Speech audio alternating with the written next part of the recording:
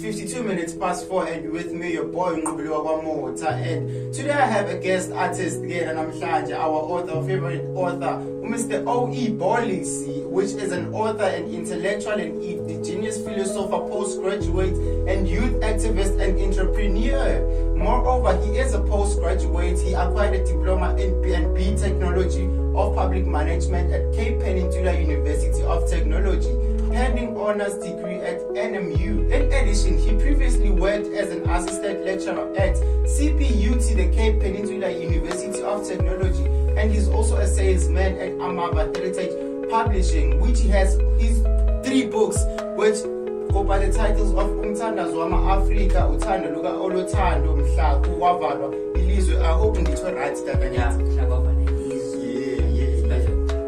So please take us through your books, the whole journey.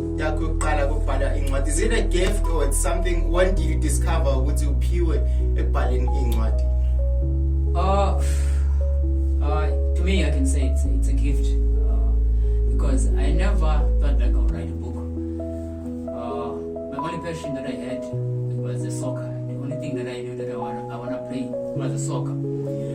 So what happened is was in the rural areas. So there was my brother of mine who was staying in Cape Town.